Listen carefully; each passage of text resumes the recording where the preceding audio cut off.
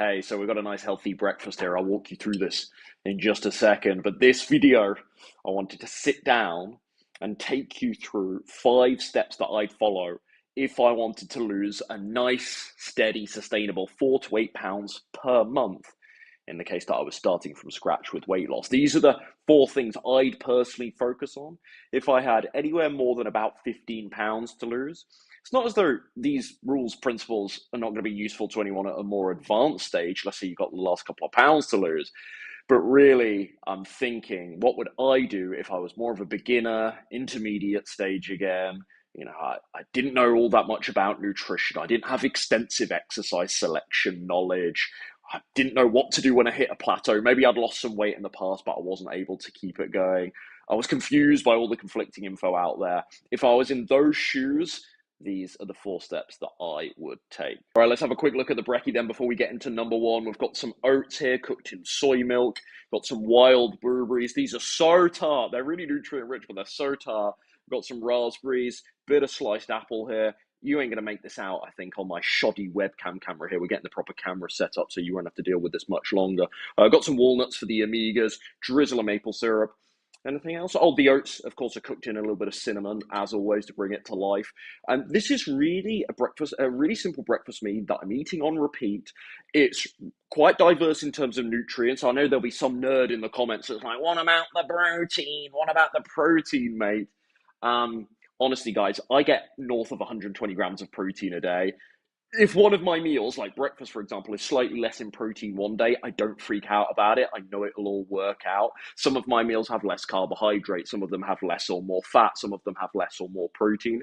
I don't personally get so neurotic, and I don't see the value of getting so neurotic with all of this nutrition stuff that I think I need to feed myself some kind of IV drip of the perfect amount of carbohydrates, protein, calories, fat, fiber, selenium, magnesium, vitamin C, vitamin D in each meal that I eat. And each meal must be 237 minutes apart. That's no life for me. This has to be practical. So if it's a lower protein breakfast, so be it. I know it'll all work out. Anyway, rant over. Let's get into number one. The first thing I'd do to lose a realistic and sustainable 4 to 8 pounds per month, I'd make such a big play for fiber.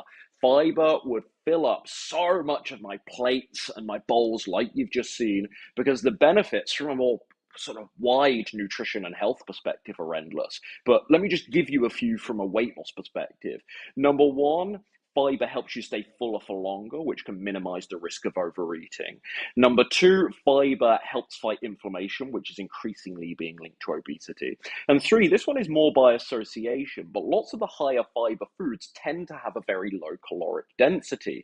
Nuts and seeds are an obvious exception to this, but generally speaking, if a food is high in fiber, it will tend to have very few calories comparatively versus foods that are lower in fiber. Again, you'll find exceptions to this, but this is a general rule. So this offers, by focusing on the fiber, this offers some element of kind of automatic calorie control, let's say. It doesn't mean that you're not going to overeat. It doesn't guarantee it, because you can still force feed fiber-rich foods down your gullet, but they do have this self-limiting element to them. And this does, versus lots of processed foods or animal products where maybe the fiber is void, this does really help in terms of, making sure that you're not ramping up the calories every single day constantly. What I would say on this, because when I proposed this fiber issue, some people are very, and understandably so, quite cautious, because they notice that when they add more fiber-rich foods like beans, lentils, cruciferous veggies, for example, to their diet, there can be some difficulty in terms of digestion there. So what I would say on this is kind of feel it out, to be a bit sort of casual about it. Feel it out. Don't increase your fiber too quickly if your gut bacteria isn't used to having all that much fiber right now. You might want to start steady with things like the beans and the cruciferous veggies and things like that, especially if you've observed that they can cause a bit of gas, flatulence, some digestive discomfort, etc., etc. in the past. A pro tip, by the way, if you do struggle with beans, it might be worth, which some new vegans and plant-based dieters will tell me, it might be worth trying tofu, because it can be much easier on digestion for a lot of folks. Second thing I'd do, I'd actually focus on low-intense exercise only. And fitness classes are big right now. The spinning classes in the gym, they're always full at my local gym. Things like CrossFit, high rocks is getting really, really big. These more intense forms of movement where you can burn like 400 to maybe 750 calories in an hour with these really intense sweat-filled sessions. But if you're a beginner, if you're new to this, there's a really high risk of injury with some of this stuff. Respectfully, it's probably above your current pay grade in terms of fitness level. So you might be biting off more than you can chew anyway. It might not be that appropriate for you anyway. Not to mention the crazy appetite spikes, which can be associated with more high intensity exercise, which can be very tricky to manage. Not impossible, but quite tricky to manage when you're new-ish to weight loss. Should I eat more? And what should I eat to get those extra calories in for the fueling? Do I need more carbohydrate now? But when might that cross the line and become overeating? How's that all going to interact with the scale? Like, this is tricky stuff. The instability of changing appetite around the workout, maybe on rest days it isn't quite so bad. Like, this is tricky stuff for sort of intermediates and beginners with weight loss to deal with. So that's why actually personally, maybe quite controversially, I'd actually focus on very gentle, low intensity exercise as a newbie. Believe it or not, guys, I would probably start with like a 7,000 to 8,000 step target. And I know you guys see me kind of do my strength workouts in the gym a couple of times per week. You've heard me talk about tennis and martial arts in the past, not presently doing those as I've relocated. But so easy for me to just walk all the time. And even though I love those other forms of exercise now, if I was starting from scratch and thinking, right, what is the lowest barrier to entry here? What's the low-hanging fruit? What can I do that I know I won't need that much motivation for? Well, living in a moderately sized European capital like I do, I know I'll do lots of walking. So thank you very much. Let me just burn a few calories from walking, not have the crazy appetite spikes, feel that it's very practical and therefore doesn't require that much motivation for my life. It's practical for my life because I need to do it and I happen to do it anyway. Brilliant. Low risk of injury. I think I might have said that already. But yeah, the benefits to that are endless without the crazy appetite spikes, without the risk of burnout, without having to pay somebody to go and do their fitness class or something like that, or pay in kind of sweat equity, which might be more appropriate as I advance with my fitness level naturally in time. So that's why I have this whole slow go philosophy that I do. Starting steady, building up in time can be a great way. And yes, guys, you can be in a calorie deficit and lose weight just with walking. It's possible. You can actually be in a calorie deficit and lose weight just sat on your settee every bloody day. It's probably advisable to do some exercise too from a more wider health and weight loss, well-being perspective. But you catch my drift here. You can lose weight at any exercise level as long as you're not gorging your brains out with high-calorie foods. So that's the approach I take. That's the one that would work for me. The third thing I'd focus on to lose my 4 to 8 pounds per month, I would understand that if I ever hit a weight loss plateau, if the scale stopped moving, not just for a day or two, but for a week and a half or so, I would understand that this was a calorie issue. And it wasn't about carbohydrates. It wasn't because I was doing, as I mentioned in the previous point, walking only, and the solution is CrossFit. I would understand that the bottom line is a calorie issue. Now, there are many different solutions to this. It might be that CrossFit a couple of times a week is the answer to help me better get in a calorie deficit again and start losing weight. But the actual problem is that I am consuming versus using too many calories. Does that make sense? And this is so unprofound, wildly, but it is something that I actually feel very, very obligated to say because there is so much messaging at the moment in the online space, especially, which is if you're not losing weight or if you're gaining weight, it's the carbs. It's because you're not doing keto. It's because you're not carnivore. Carnivore will solve everything. And then on the adverse end of the spectrum, you've got maybe some of the raw vegans that are like, oh, you need to do raw vegan food and that's the best way to lose weight. Some people saying that's the only way to lose weight, which is an outrageous claim. And I just want to suggest to you that from my experience now, I mean, this is, I don't flex this enough. 530 people, guys, through Slim and Sustain now. For me, the common denominator is calories. Like what works for weight loss across the nutrition spectrum is when you're in a calorie deficit, quite simply. The key, though, is to make, I believe, for sustainable weight loss, which is what we're going for here, is to make that calorie deficit quite slight and quite moderate. When you do the extreme aggressive stuff, it can be incredibly short-lived because it's wildly unsustainable. But I would understand here if at any point, I was focusing on the high fiber foods, I was doing my exercise, I was doing step number four, which I'm going to talk you through in a second, and I wasn't losing any weight, I would understand, okay, I'm probably consuming too many calories. And that would create some kind of auditing. It doesn't mean that I would count my calories every day. This is a different video because if I was a beginner, I wouldn't actually count and track every calorie, every macro that I consumed. I wouldn't, again, quite controversially. But if I did hit that plateau, I would then look at my diet and I would go, okay, where are lots of my calories coming from? And it's not as though I might cut that thing out altogether, but I would just be a little bit more sensible about it. For example, one mistake I see with lots of vegans and plant-based dieters, to give you something very workable on this, is nut butters, right?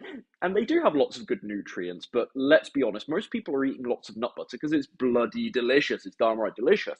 Well, it's also extremely calorific. Something like a very level, right? This is not what most people do, but a very level tablespoon of maybe 15, 16 grams, half an ounce of peanut butter. You're looking at 100 calories or so, give or take on the brand. That's a lot for a level tablespoon. And that's not what most people are heaping that damn thing up, right? And they're doing like 150, 180 calories on their version of a tablespoon. So this is something that you do this a couple of times a day.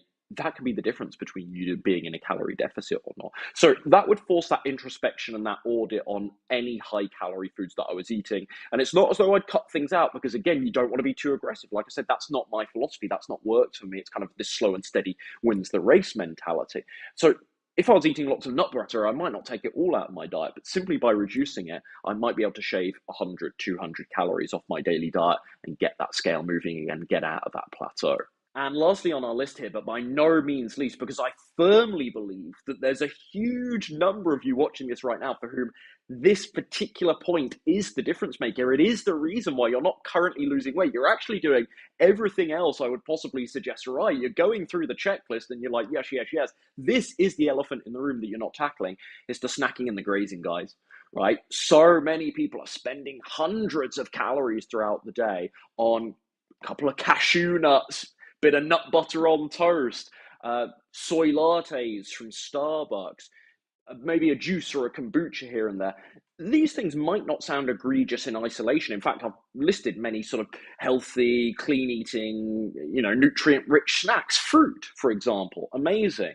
But if you are doing these things and you're still eating very, very regular, for you at least, sized meals, and then you're adding all these additional calories through snacking.